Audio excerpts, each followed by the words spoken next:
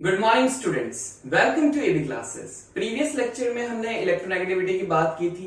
अगर अभी तक आपने वो लेक्चर नहीं देखा है तो आपके डिस्क्रिप्शन बॉक्स में उसका लिंक दे रखा है, आप उस लिंक से उस लेक्चर को पढ़ सकते हो।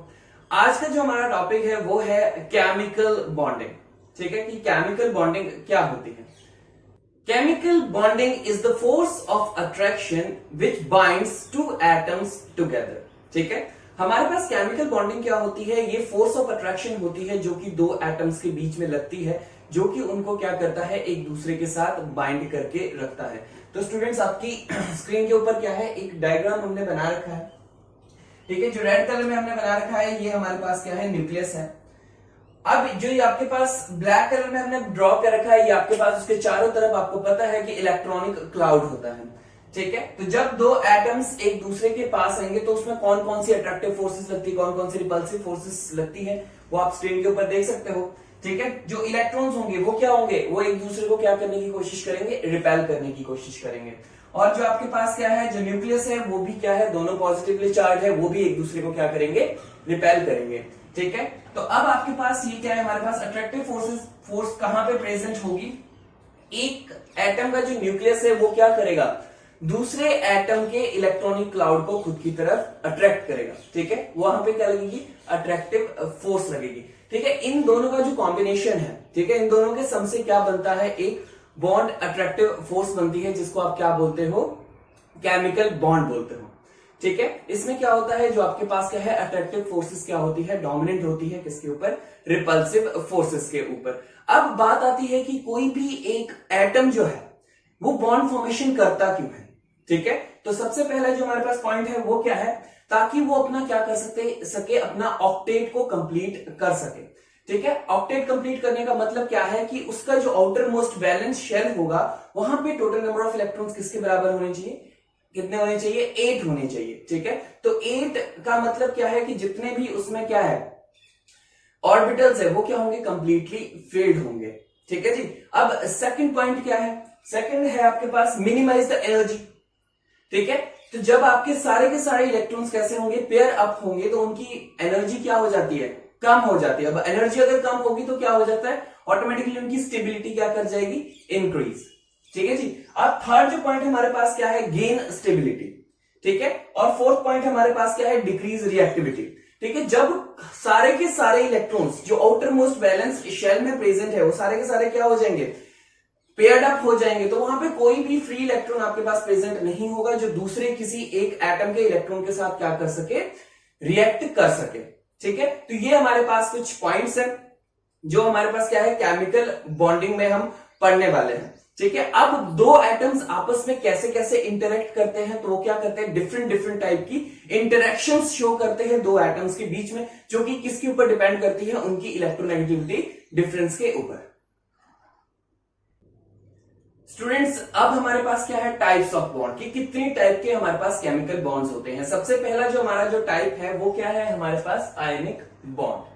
ठीक है, इसमें क्या होता है, आयंस की इन्वॉल्वमेंट होती है, मतलब इसमें एक स्पीशीज ऐसी होगी जो आपका क्या करेगी, इलेक्ट्रॉन डोनेट करेगी, और दूसरी स्पीशीज कैसी होगी, आपका इलेक्ट्रॉन एक्सेप्टिंग स्पीशीज। ठीक है, मतलब सीधा सीधा आप ये भी कह सकते हो कि आयनिक बॉन्ड आपका कैसे बनने वाला है, by the complete transfer of electron. ठीक है, from one atom to another. ठीक है, तो ये आपके पास क्या हो गया, आयनिक बॉन्ड। अब सेकंड जो आपके पास है वो है कोवलेंट बॉन्ड। कोवलेंट बॉन्ड में क्या होता है, आपके पास शेयरिंग होती है, जो दो आपके पास एटम दिए होंगे उनके बीच में क्या होती है, शेयरिंग होती है। जहां पे भी शेयरिंग की हम बात करते हैं वहां पे जो बॉन्ड आपका बनता है वो कौन सा बॉन्ड बनता है, कोवलेंट बॉन्ड बनता है। ठीक है, अब कोवलेंट बॉन्ड किस मॉलिक्यूल में प्रेजेंट होता है, ये आपके पास होता है कोवलेंट मॉलिक्यूल्स में। ठीक है जी, अब थर्ड टाइप का जो आपके पास बॉन्ड है स्टूडेंट्स, वो कौन सा है, कोऑर्डिनेट बॉन्ड, या इसका दूसरा नाम एक और है, इसको डेटिव बॉन्ड भी बोलते हैं।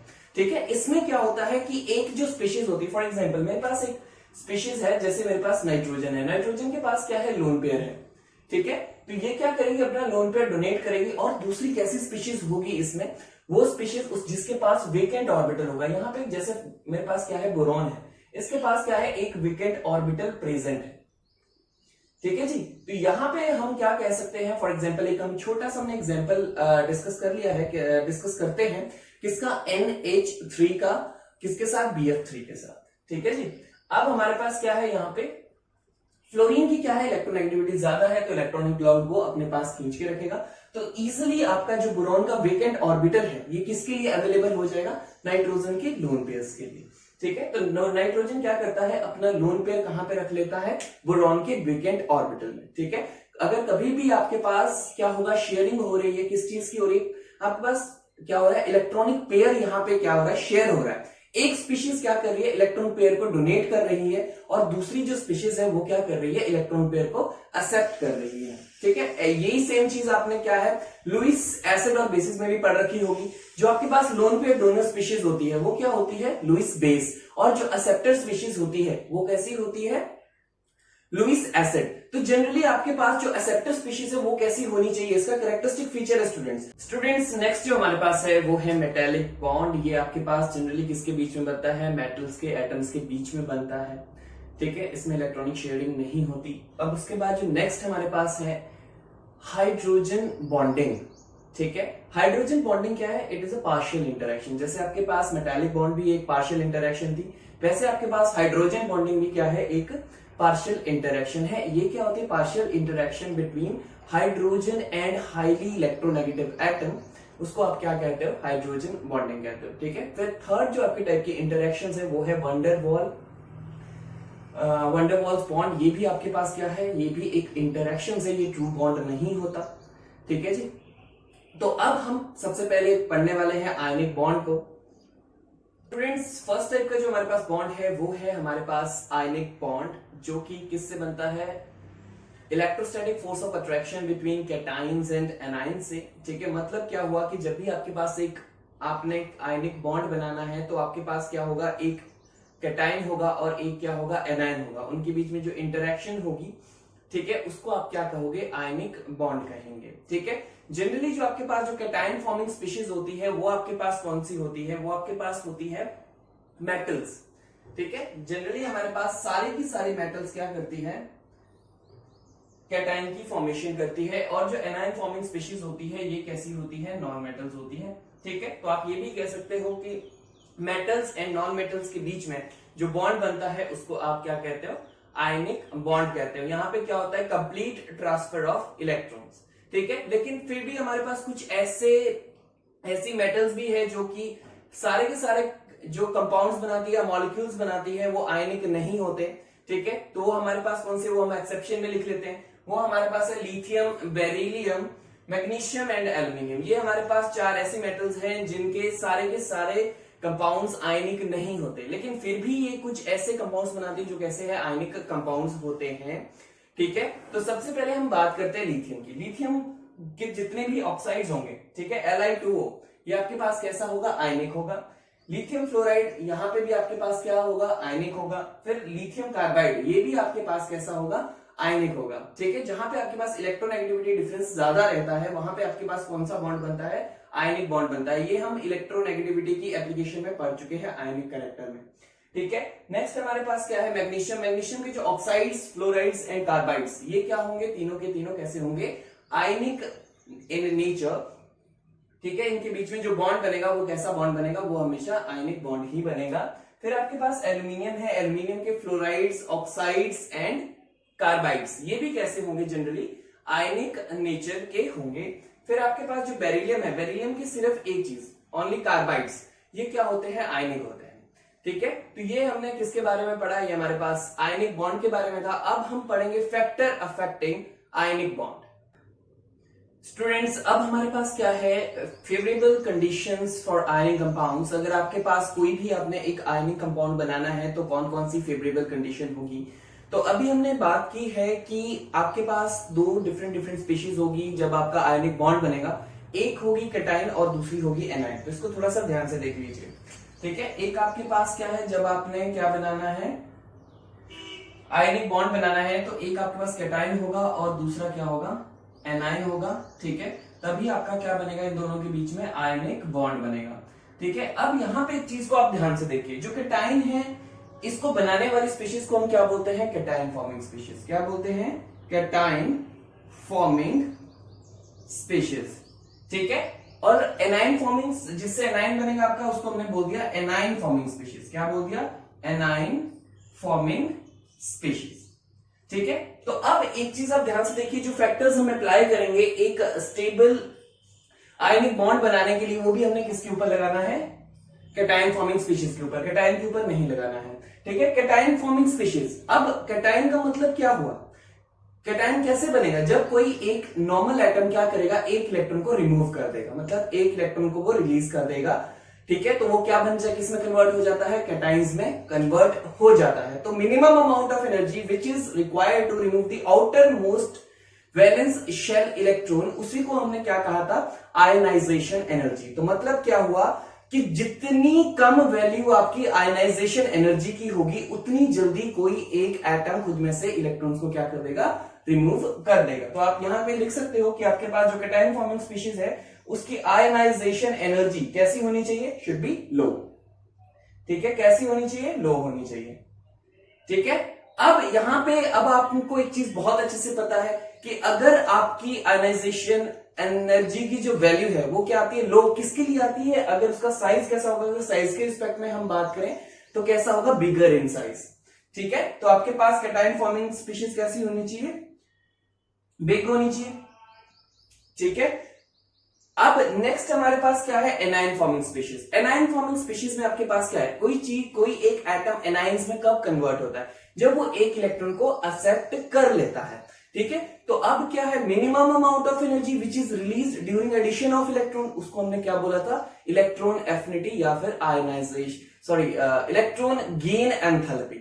ठीक है, तो वो क्या होती है, आपके पास अलोंग द पीरियड इंक्रीज करती है और टॉप टू बॉटम डिक्रीज करती है। जो ऐसी स्पीशीज जिनकी इलेक्ट्रॉन गेन एंथैल्पी ज्यादा होगी, वो क्या है, ज्यादा इजिली एनायन बना देगी। ठीक है, तो आपके पास इलेक्ट्रॉन एफिनिटी की वैल्यू क्या होनी चाहिए, हाई। ठीक है, अब साइज कैसा होना चाहिए, स्मॉलर। ठीक है, मतलब जितना छोटा साइज होगा उतनी आपके पास क्या होती है, इलेक्ट्रॉन एफिनिटी की वैल्यू ज्यादा आती है। ठीक है, तो अब हमने ये चीजें यहां पे लिख ली। अगर कभी भी आपको कंपेयर करने को आए कि कौन सा मॉलिक्यूल, ठीक है, किसमें जो उसके एटम्स है, कॉन्स्टिट्यूएंट एटम जिनसे मिलके वो बना हुआ है, कहां पे आपका स्ट्रॉन्ग आयोनिक बॉन्ड बनेगा या आयनिक कैरेक्टर कहां पे ज्यादा होगा, तो आप इन दोनों पॉइंट से लगा सकते हैं। फॉर स्टूडेंट्स, यहां पे हम एक एग्जांपल डिस्कस कर रहे हैं sodium chloride and caesium chloride का। तो कभी आपके पास आयनिक स्ट्रेंथ अगर आपसे कैलकुलेट करने को आए तो आप देखना उसको कैसे कैलकुलेट करना है। आप ध्यान से देखिएगा, सबसे पहले आपने क्या निकाल लेना है, किसको मार्क कर देना है, जो आपका कॉमन आयन है। तो क्लोरीन यहाँ पे क्या है हमारे पास, या क्लोराइड क्या है हमारे पास, एक कॉमन आयन है। ठीक है जी। अब आपके पास जो दूसरी स्पीशीज है, जो कैटायनिक स्पीशीज है, वो दोनों क्या कर रही है, वेरी कर रही है, और उनके बीच में रिलेशन कैसा है, वो सेम ग्रुप की मेंबर्स हैं। ठीक है, मतलब जैसे जैसे आप टॉप टू बॉटम आते जाओगे, आयनाइजेशन पोटेंशियल कैसा होता है, या आयनाइजेशन एनर्जी क्या होती है, डिक्रीजेस, और आपको चाहिए भी वही। ठीक है, जितनी आपके आयनाइजेशन एनर्जी की वैल्यू कम होगी, उतनी जल्दी कोई स्पीशीज इजिली किसमें कन्वर्ट हो जाएगी, कैटायंस में कन्वर्ट हो जाएगी। ठीक है, तो अगर कभी ये आपको अरेंज करने को आए तो आप सीधा सीधा लिख सकते हैं कि सीजियम का साइज कैसा है, बड़ा है, और हमें क्या चाहिए, बिग साइज, या नॉर्मली बिगर इन साइज। ठीक है, अब यहां पे हमने क्या कर दिया, तो हमने इनको अरेंज कर दिया। ठीक है, जो सीजियम क्लोराइड जो कंपाउंड होगा या मॉलिक्यूल होगा, ये कैसा होगा, इसका आयनिक कैरेक्टर ज्यादा होगा किससे, सोडियम क्लोराइड से। ठीक है, तो वैसे ये थोड़ा सा और चेंज कर सकता है स्टूडेंट्स। यहाँ पे आपके पास सोडियम क्लोराइड या फिर इस तरह से एनायंस को चेंज कर देगा। यहाँ पे NaCl लिख लिया, दूसरा आपके पास NaBr आ गया। ठीक है, तो ऐसे भी क्वेश्चन को चेंज कर सकता है। तो आपने क्या करना है, फिर से वही सेम कंसेप्ट आप अप्लाई करोगे कि आपने सबसे पहले जो कॉमन स्पीशीज है उसको मार्क कर लेना है। इसमें आपका कैटायन कॉमन है। ठीक है, तो अब वेरी कौन कर रहा है, आपके एनायंस। ठीक है, तो एनायंस की इलेक्ट्रॉन एफिनिटी कैसी होनी चाहिए, ज्यादा। और किसकी इलेक्ट्रॉन एफिनिटी ज्यादा होती है, जिसका साइज छोटा होता है। टॉप टू बॉटम साइज क्या करता है, इंक्रीज। तो अब यहाँ पे क्लोरीन का साइज क्या होगा, छोटा होगा, किससे, ब्रोमीन से। ठीक है, तो अब ब्रोमीन का साइज अगर बड़ा है तो उसकी इलेक्ट्रॉन एफिनिटी क्या है, कम है। तो यहाँ पे आपके पास आयनिक कैरेक्टर का ऑर्डर क्या आएगा, आपके पास आ जाएगा सोडियम क्लोराइड में ज्यादा होगा, किससे, सोडियम ब्रोमाइड से। ठीक है, तो ये आप इस तरह से इसको सॉल्व कर सकते हो। कुछ नहीं है, बस एक टाइम के ऊपर आपको सबसे पहले एक चीज को, जो आपकी कांस्टेंट है, उसको आपने मार्क कर लेना है, कॉमन आयन को आपने मार्क कर लेना है। फिर जो आपके पास वेरिएबल आयन है उसमें आपने रिलेशन फाइंड आउट कर लेना है। ठीक है, अब रिलेशन फाइंड आउट करोगे तो आपने एनर्जीज की हेल्प से उनको सॉल्व करना है, ठीक है। अदरवाइज आप साइज से भी लगा सकते हो, इट्स अप टू यू, जो आपको अच्छा लगे, ठीक है जी। स्टूडेंट्स नेक्स्ट जो हमारे पास है वो है लैटिस एनर्जी, ठीक है। लैटिस एनर्जी क्या होती है? Minimum amount of energy which is required to convert 1 mole of ionic solid to its gaseous ion, ठीक है। कि मतलब क्या हुआ कि आपके पास एक आयनिक सॉलिड दे रखा है, फॉर एग्जांपल सोडियम क्लोराइड आपके पास दे रखा है सॉलिड स्टेट में, आयनिक सॉलिड है वो, उसको आपने कन्वर्ट करना है गैसियस आयन में, ठीक है। जो उस टाइम के ऊपर आपकी जो एनर्जी क्या होगी, जिसकी जरूरत होगी उसको कन्वर्ट करने के लिए, उसको आप क्या कहते हो? लैटिस एनर्जी, ठीक है। फॉर एग्जांपल आप ध्यान से देखिएगा, ठीक है। हमने क्या कर दिया, नॉर्मली हमारे पास क्या है, एक सोडियम क्लोराइड सॉलिड, इसका एक आयनिक क्रिस्टल है, इसको हमने कन्वर्ट करना है किसमें? गैसियस आयन में, ठीक है। तो यहां पे जो आपके पास एनर्जी, आपको क्या करना पड़ेगा? एनर्जी देनी पड़ेगी। सॉलिड स्टेट से हम कहां लेके जा रहे हैं उसको? गैसियस स्टेट में लेके जा रहे हैं, तो आपको क्या करना पड़ेगा? उसको एनर्जी देनी पड़ेगी। और वो जो एनर्जी आपने दी 1 मोल ऑफ आयनिक सॉलिड को किसमें कन्वर्ट करने के लिए? इसके गैसियस आयन में कन्वर्ट करने के लिए, उसको हम क्या कहते हैं? लैटिस एनर्जी, ठीक है। तो हमारे पास जनरली 2 फैक्टर्स होते हैं जो अफेक्ट करते हैं लैटिस एनर्जी को। पहला जो फैक्टर है वो है चार्ज, ठीक है।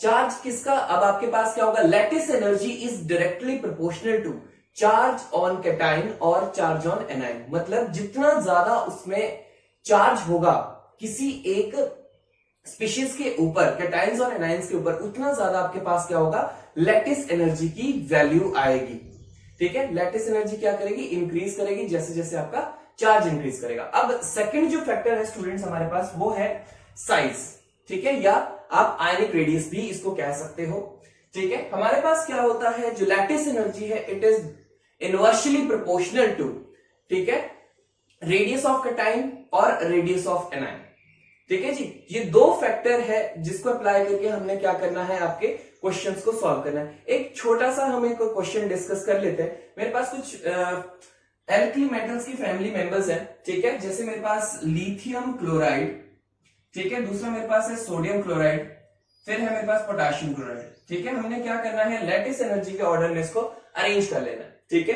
तो स्टूडेंट्स आपको सबसे पहले क्या करना होता है कि आपको सबसे पहले कॉमन आयन निकालना होता है, किसमें कॉमन कैटायन है या कॉमन एनायन है। तो आप स्क्रीन पे अगर देख पा रहे हो तो आप देखोगे कि हमारे पास वेरिएबल क्या है? एल्कली मेटल स्पीशीज, ठीक है। और जो आपके पास कॉमन आयन है वो क्या है? क्लोराइड आयन, ठीक है। तो आपने इसको मार्क कर दिया, ठीक है। फिर जो आपके पास वेरिएबल स्पीशीज है आपने उनके बीच में रिलेशन फाइंड आउट करना है, ठीक है। जो वेरिएबल स्पीशीज है ये कैसी है आपके पास? ये आपकी सेम ग्रुप की मेंबर्स है। तो सेम ग्रुप में हमेशा क्या डोमिनेंट होता है? साइज डोमिनेंट होता है, किसके ऊपर? चार्ज के ऊपर। अब हमने क्या करना है वो आप ध्यान से देखिएगा, हमने इनको अरेंज कर देना है। अब ये भी आपके पास +1 शो कर रहा है, ये भी +1 शो कर रहा है, ये भी +1 शो कर रहा है, ठीक है। तो अभी मैंने आपको एक चीज बताई थी, अब जैसे जैसे साइज क्या करेगा? कैटायन का इंक्रीज करेगा, लैटिस एनर्जी क्या करेगी? डिक्रीज, ठीक है। Lattice energy is inversely proportional to क्या है? रेडियस ऑफ कैटायन, ठीक है जी। तो आपके पास क्या होगा? टॉप टू बॉटम आपका क्या है? रेडियस इंक्रीज करेगा और आपका लैटिस एनर्जी की वैल्यू डिक्रीज करेगी। तो सबसे ज्यादा लैटिस एनर्जी किसकी हो जाएगी हमारे पास? ये आपका लैटिस एनर्जी का ऑर्डर आ जाएगा, वो होगी लिथियम क्लोराइड की, फिर आपके पास सोडियम क्लोराइड और फिर आपका पोटेशियम क्लोराइड, ठीक है। ये तो थी आपके पास नॉर्मली, अगर आपके पास ग्रुप की बात है। अगर कभी आपके पास कोई ऐसी स्पीशीज आ जाए जहां पे आपके पास चार्ज और साइज दोनों चीजें वेरी कर रही हो, तो स्टूडेंट्स ऐसी कंडीशन में आपने एक की पॉइंट यूज करना है, वो क्या है कि चार्ज हमेशा कैसा होता है? डोमिनेंट फैक्टर होता है ओवर साइज, ठीक है। तो ये चीज आप हमेशा याद रखना कि अगर कभी साइज और चार्ज दोनों वेरिएबल हो, ठीक है, दोनों चेंज हो रहे हो, तो आपको आपका कौन सा कंसेप्ट आपका अप्लाई करना है? आपको चार्ज का कंसेप्ट अप्लाई करके क्वेश्चन को सॉल्व करना है, ठीक है जी। अगर आपके पास स्पीशीज जो वेरिएबल स्पीशीज है सेम पीरियड की हो तो कोई प्रॉब्लम ही नहीं है, आप चार्ज से डायरेक्टली सॉल्व कर सकते हो। सेम ग्रुप की है तो एटॉमिक रेडियस या रेडियस ऑफ कैटायन या एनायन आप लगा सकते हो, ठीक है जी। तो ये कुछ की पॉइंट्स होते हैं जिनको आपने क्या करना होता है? अप्लाई करना होता है जब आप एक क्वेश्चन को सॉल्व करते हो। स्टूडेंट्स नेक्स्ट हमारे पास है कैलकुलेशन ऑफ लैटिस एनर्जी, ठीक है, ये हमने किसकी हेल्प से करनी है, with the help of Born's Haber cycle, ठीक है, जो कि कौन से लॉ के ऊपर बेस्ड है, बेस्ड ऑन हेसिस लॉ, ठीक है जी। हेसिस लॉ क्या बोलता है, the net enthalpy change of a chemical reaction remains always same whether reaction takes place in one step और इन मैनी स्टेप्स, ठीक है। अब अगर आपके पास क्या है नॉर्मली कि कोई भी आपके पास रिएक्शन हो रही है, वो सिंगल स्टेप रिएक्शन है या मल्टी स्टेप रिएक्शन है, जो टोटल एंथैल्पी का जो चेंज आएगा, ठीक है, वो कैसा आएगा, सेम ही आएगा, ठीक है। तो स्टूडेंट्स हम क्या कर लेते हैं, एक छोटा सा एग्जांपल हम स्टडी कर लेते हैं कि उन्होंने कैसे कैलकुलेट किया था। सोडियम कैसा है, सॉलिड स्टेट में प्रेजेंट है, इट रिएक्ट्स विद किसके साथ, क्लोरीन के साथ, ठीक है। क्लोरीन हमेशा कैसे होती है, बाइमॉलिक्यूल की फॉर्म में होती है, ठीक है, तो गैसियस फॉर्म में होती है, ठीक है। तो ये हमारे पास क्या बन जाएगा, Na पॉजिटिव Cl नेगेटिव, ठीक है। हम एक ही आयन की बात कर रहे हैं, ठीक है, तो आपको कहां लेके आना पड़ेगा इसको, 1 मोल ऑफ आयंस की अगर हम बात करेंगे तो आप 1 मोल के ही रिस्पेक्ट में कैलकुलेट करोगे, तो ये आपके पास क्या बन गया, गैसियस आयन बन गया, ये हमारे पास क्या बन गया, गैसियस आयन, ठीक है। तो यहां पे इसको कन्वर्ट करने के लिए, ठीक है, किसमें हम कन्वर्ट कर रहे हैं, सोडियम क्लोराइड के आयनिक क्रिस्टल में, ठीक है। तो गैस से जब आपने सॉलिड में इसको कन्वर्ट करना है तो आप क्या करते हो, एनर्जी को रिलीज करते हो, ठीक है। ये जो आपके पास जो लेटेस्ट एनर्जी है, अगर आप क्या कर रहे हो, आयनिक 1 मोल ऑफ आयनिक सॉलिड को कर रहे हो गैसियस आयन में कन्वर्ट, तो आपको एनर्जी क्या करनी पड़ेगी, देनी पड़ेगी। अगर आप gaseous 1 mole of gaseous ion को कन्वर्ट कर रहे हो 1 मोल ऑफ आयनिक सॉलिड में, तो आपको क्या करना पड़ेगा, उस केस में एनर्जी को रिलीज करना पड़ेगा। दोनों चीजें सेम है, बस एनर्जी की वैल्यू सेम आएगी, बस एक में आपको देनी है और एक में आपको निकालनी है, ठीक है। एक प्लस होगी, एक माइनस होगी, ठीक है, बस इतना सा चेंज है इसमें। तो यहां पे हमने क्या किया, गैसियस आयन को किस में कन्वर्ट कर दिया है, आयनिक क्रिस्टल में कन्वर्ट कर दिया है। तो आपको क्या करना पड़ेगा, यहां पे लेटेस्ट एनर्जी को रिलीज करना पड़ेगा। तो रिलीज कर रहे हैं तो इसलिए हमने डाउनवर्ड एरो यूज कर लिया, ठीक है। तो अगर कभी भी आपसे पूछा जाए कि जो सोडियम एटम है, ठीक है, क्या वो सॉलिड स्टेट में, या जो सोडियम आपके पास मेटल है, क्या वो सॉलिड स्टेट में रिएक्ट करती है, तो आपका आंसर होगा नो, नहीं। कभी भी किसी भी चीज को अगर आपने रिएक्ट कराना है तो आपको कहां लेके आना पड़ता है, उसको गैसियस स्टेट में या मोल्टन स्टेट में लेके आना होता है, ठीक है। तो स्टूडेंट सबसे पहले हमने क्या करना है, जो आपके पास सोडियम सॉलिड है इसको किस में लेके आना है, हमने गैसियस फॉर्म में लेके आना है, ठीक है। तो आपकी जो एनर्जी यूज होती है, ठीक है, जो क्या करती है, सॉलिड को गैस में कन्वर्ट करती है, उसको हम क्या बोलते हैं, सब्लिमेशन। क्या बोलते हैं, सब्लिमेशन। सब्लिमेशन क्या होती है, एनर्जी रिलीज होती है, रिक्वायर्ड होती है, ठीक है। ये क्या होती है, रिक्वायर्ड एनर्जी होती है, मतलब ये क्या है, हमें सिस्टम में देनी होगी, ठीक है। तो इसलिए हमने कैसा एरो यूज कर देना है, अपसाइड एरो, ठीक है।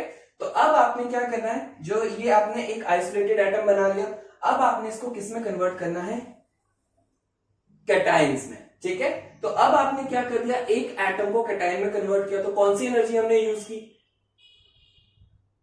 Ionization potential. तो आयनाइजेशन पोटेंशियल अगेन हमारे पास क्या है, एनर्जी रिक्वायर्ड, इसका मतलब आपने सिस्टम में एनर्जी देनी है, तो आपने क्या कर दिया, आयनाइजेशन एनर्जी के साथ भी अपसाइड एरो लगा दिया, ठीक है जी। तो हमने क्या बना दिया, एक कैटायन बना दिया। अब आ जाइए नेक्स्ट के ऊपर। अब Cl2 क्या है, एक मॉलिक्यूल है, आपको पहले इसको किस में लेके आना पड़ेगा, एटॉमिक फॉर्म में, ठीक है। हमें किस में कन्वर्ट करना पड़ेगा, इसको यहां पे एटम की फॉर्म में लेके आना पड़ेगा। तो एक मॉलिक्यूल कैसा होता है, मतलब यहाँ पे दो क्लोरीन के बीच में क्या बना है स्टूडेंट, एक बॉन्ड बना है, तो आपको इस बॉन्ड को ब्रेक करना पड़ेगा, और बॉन्ड ब्रेक करने के लिए एनर्जी आपको देनी पड़ती है, ठीक है। कौन सी एनर्जी देते हो, बॉन्ड डिसोसिएशन एनर्जी। क्या देते हैं, बॉन्ड डिसोसिएशन एनर्जी, ठीक है। ये तो है आपने दोनों एटम्स को दे दी या पूरे मॉलिक्यूल को दे दी, लेकिन हमने तो एक एटम की रिस्पेक्ट में निकालनी है, तो आपने क्या कर देना है, डिवाइडेड बाय 2 इसको कर देना है, ताकि आपकी एक एटम की निकल जाए। फिर हमने इस क्लोरीन एटम को किसमें कन्वर्ट कर दिया, इसको हमने कर दिया क्लोरीन एनायन में, ठीक है, Cl नेगेटिव में। तो अब आपको पता है कि कभी भी अगर आपने किसी स्पीशीज को एनायन में कन्वर्ट करना होता है तो आप कौन सी एनर्जी यूज करते हो, इलेक्ट्रॉन एफिनिटी, और वो क्या होती है, एनर्जी रिलीज्ड, ठीक है। तो आपने यहां पे क्या कर दिया, इलेक्ट्रॉन एफिनिटी, एनर्जी रिलीज, इसलिए हमने डाउनवर्ड एरो लगा दिया। अब ये दोनों जो कैटायन और एनायन है, ये आपस में मिलके क्या बना देंगे, यहां पे आपका सोडियम क्लोराइड का क्या बना देंगे, एक गैसियस आयन क्रिस्टल बना लेंगे। अब यहां पे इसको ध्यान से देखिए, यहां पे आपके पास क्या है, delta enthalpy of formation FH, ठीक है। F क्या बता रहा है, फॉर्मेशन, डेल्टा H क्या, enthalpy, change in enthalpy formation. अब यहां पे आप इसको कैलकुलेट कर लीजिए, ठीक है। इसकी वैल्यू जब हमने कैलकुलेट करनी है तो आपको सारी एनर्जीज क्या करनी पड़ेगी, ऐड करनी पड़ेगी, ठीक है। डेल्टा FH हमने इज इक्वल टू, सबसे पहले सब्लिमेशन आपने क्या करी, ऐड करी है, ठीक है, तो प्लस वाली एनर्जी है, ठीक है। फिर है आयनाइजेशन एंथैल्पी, ठीक है, या आयनाइजेशन एनर्जी, तो ये भी आपने क्या किया है, ऐड किया, एनर्जी दी है सिस्टम को। फिर नेक्स्ट क्या है, बॉन्ड डिसोसिएशन एनर्जी, ये भी आपने एनर्जी दी है, तो ये भी आपने प्लस में लिख ली। अब नेक्स्ट हमारे पास क्या है, इलेक्ट्रॉन एफिनिटी कैसी, एनर्जी रिलीज्ड, तो आपने यहाँ पे माइनस साइन यूज कर लेना है, इलेक्ट्रॉन एफिनिटी, ठीक है जी। अब लास्ट में आपके पास क्या देखिए, कहां जाना है आपको जाना है एक आयनिक क्रिस्टल बनाना है, तो अब आपको कौन सी एनर्जी लेनी है, लैटिस एनर्जी, ठीक है। गैसियस आयन तक यहां तक हो गया। अब इस गैसियस आयन को आपने किस में कन्वर्ट करना है, आपको करना है इसको आयनिक क्रिस्टल में। तो अब आपने क्या करना है, यहाँ पे लैटिस एनर्जी यूज करनी है। लैटिस एनर्जी क्या होगी, एनर्जी रिलीज, ठीक है, गैस से कहां पे आ रहे, सॉलिड पे लेके आ रहे, ठीक है। तो यहां पे भी आप क्या साइन यूज कर दोगे, लैटिस एनर्जी का, ठीक है जी। ये आपका एसएस लॉ है, ठीक है। तो आप इसकी हेल्प से क्या कैलकुलेट कर सकते हो, लैटिस एनर्जी की वैल्यू को कैलकुलेट कर सकते हो, ठीक है। तो स्टूडेंट ये कंसेप्ट था हमारे पास लैटिस एनर्जी का।